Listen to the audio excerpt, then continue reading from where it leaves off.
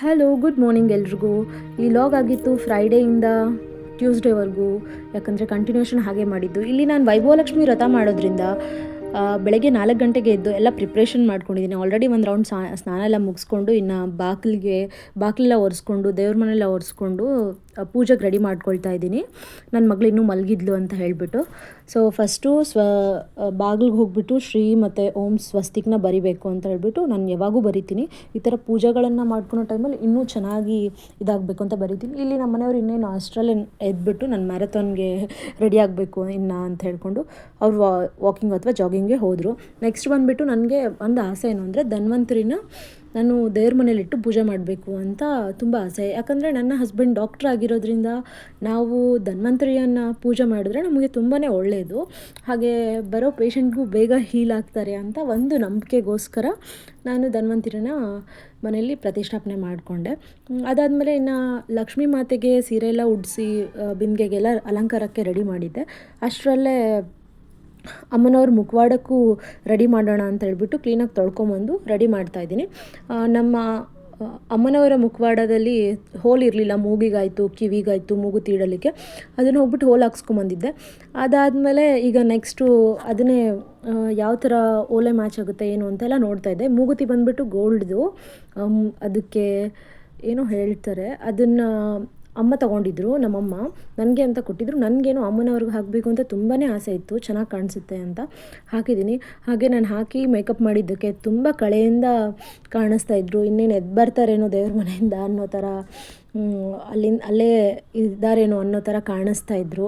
ಎದ್ದು ಬರ್ತಾರೆ in the sense ಅಲ್ಲಿಂದ ನಮ್ಮ ಹತ್ರ ಬರ್ತಿದ್ದಾರೆ ಅನ್ನೋ ಥರ ಕಾಣಿಸ್ತಾಯಿದ್ರು. ತುಂಬಾ ಚೆನ್ನಾಗಿ ರೆಡಿ ಮಾಡಿದೆ. ನಾನಿಲ್ಲಿ ಬಳಸ್ತಾ ಇರೋವಂಥದ್ದು ಎಲ್ಲ ಹೊಸದೇ ಅಮ್ಮನವರಿಗೆ. ಅಂದರೆ ಕಣ್ಣು ಕಪ್ಪಾಗಿರ್ಬೋದು, ನಾವು ಸಿಂಧೂರ ಇಟ್ಕೊಳ್ತೀವಲ್ಲ ಅದನ್ನೇ ಕುಂಕುಮ ಆಗಿ ಲಿಪ್ಸ್ಟಿಕ್ ಆಗಿ ಬಳಸಿದ್ದು. ಯಾವುದೇ ರೀತಿಯಾದ ನಾವು ಯೂಸ್ ಮಾಡಿರೋವಂಥದ್ದನ್ನು ಯೂಸ್ ಮಾಡಬಾರ್ದು. ನೆಕ್ಸ್ಟ್ ಬಂದುಬಿಟ್ಟು ಈ ಥರ ರೆಡಿ ಮಾಡಿದೆ. ಎಲ್ಲದನ್ನು ಕಂಪ್ಲೀಟಾಗಿ ಕ್ಯಾಪ್ಚರ್ ಮಾಡ್ಕೊಳಕ್ಕಾಗಲಿಲ್ಲ. ನಾನು ವೈಭವಲಕ್ಷ್ಮಿ ವ್ರತ ಮಾಡೋದ್ರಿಂದ 5ನೇ ವಾರ ಕಂಪ್ಲೀಟ್ ಆಗಿತ್ತು, ಮಾಡಿದ್ದು ಆಯಿತು. ಸೊ ಇನ್ನೂ ಫುಲ್ ಎಲ್ಲ ಡೆಕೋರೇಷನ್ ಮಾಡಿ ಪೂಜೆ ಆಯಿತು. ಇದು ನೆಕ್ಸ್ಟ್ ನನ್ನ ಮಗಳ ಜೊತೆ ಮಾತಾಡಿ. ಎಲ್ಲಿಗೆ ಹೋಗ್ತಾ ಇದ್ದೀವಿ ನಾವು? ಅಮ್ಮ ಇಲ್ಲಿ ಹಾಯ್ ಮಾಡಿ. ಹಾಯ್.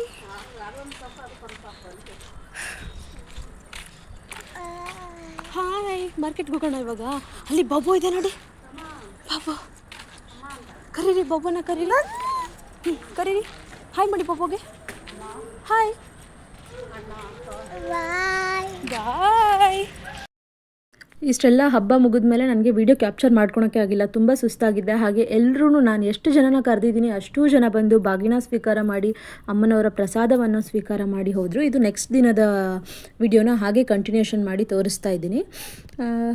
ನಾನು ವಿಡಿಯೋ ಮಾಡಲಿಕ್ಕೆ ಕಾರಣ ನನ್ನ ಮಗಳನ್ನ ನಾನು ವಿಡಿಯೋದಲ್ಲಿ ತೋರಿಸೋದ್ರಿಂದ ಅವಳು ಮುಂದೆ ಒಂದಿನ ಅಮ್ಮ ಈ ವಿಡಿಯೋ ನೋಡಿ ನಂಗೆ ತುಂಬ ಖುಷಿ ಆಯಿತು ಅಂತ ಹೇಳೋದಕ್ಕೆ ಹೇಳ್ಬೋದು. ನನಗೆ ಅವಾಗ ತುಂಬಾ ಇನ್ನೂ ಖುಷಿ ಆಗ್ಬೋದು. ಅವಳ ಸಣ್ಣ ಪುಟ್ಟ ಮೂಮೆಂಟ್ಸ್ನ ಕ್ಯಾಪ್ಚರ್ ಮಾಡಬೇಕು ಅಂತ ನಾನು ವಿಡಿಯೋನ ಸ್ಟಾರ್ಟ್ ಮಾಡ್ಕೊಂಡಿದ್ದು. ಸೊ ನೆಕ್ಸ್ಟು ಆ್ಯಂಟಿ ಇನ್ಫ್ಲಮೇಟ್ರಿ ಟೀನ ರೆಡಿ ಮಾಡಿಕೊಂಡು ನಾನು ಡೈಲಿ ಕನ್ಸ್ಯೂಮ್ ಮಾಡ್ತೀನಿ. ಆ್ಯಂಟಿ ಇನ್ಫ್ಲಮೇಟ್ರಿ ಟೀನ ಆಲ್ಟರ್ನೇಟಾಗಿ ಕೂಡ ತೊಗೋಬೋದು, ಬಟ್ ನಾನು ವೆಯ್ಟ್ ಲಾಸ್ ಜರ್ನಿಯಲ್ಲಿ ಇರೋದ್ರಿಂದ ಈ ಥರ ಡೈಲಿನೇ ತೊಗೊಳ್ತಾ ಇದ್ದೀನಿ.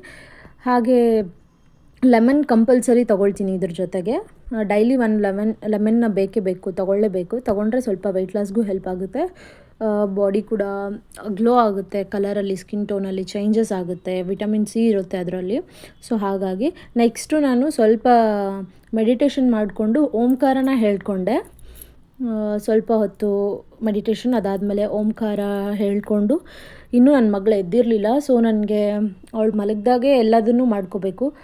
ಇವತ್ತು ವಾಕಿಂಗ್ ಹೋಗೋಕ್ಕೆ ಮೂಡೇ ಇರಲಿಲ್ಲ. ಸೊ ಹಾಗಾಗಿ ಮನೆಯಲ್ಲೇ ಸ್ವಲ್ಪ ಎಕ್ಸಸೈಸ್ ಮಾಡಿಕೊಂಡೆ. ಇನ್ನು ನೆಕ್ಸ್ಟು ಫ್ರೆಶನ್ ಅಪ್ ಆಗಿ ನನ್ನ ಮಗಳ ಜೊತೆ ಸ್ವಲ್ಪ ಆಟ ಆಡ್ತಾಯಿದ್ದೆ.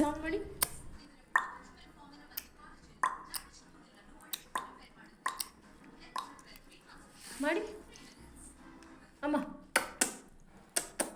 ಚಿನ್ನ ಹೇಳಿ.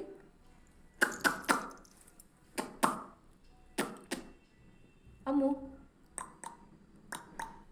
ನಿಮ್ಗೆ ಬರುತ್ತೆ ಸೌಂಡ್ ಮಾಡೋಕ್ಕೆ?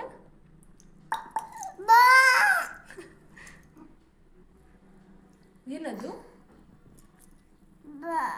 ಸೊ ಐ ಹೋಪ್ ನನ್ನ ಈ ವಿಡಿಯೋ ಎಲ್ರಿಗೂ ಇಷ್ಟ ಆಗಿದೆ ಅಂತ ಭಾವಿಸ್ತಾ ಈ ವಿಡಿಯೋನ ಇಲ್ಲಿಗೆ ಎಂಡ್ ಮಾಡ್ತಾ ಇದ್ದೀನಿ. ಇದಾಗಿತ್ತು ನೆಕ್ಸ್ಟ್ ದಿನದ ಪೂಜೆ ಲಾಗು.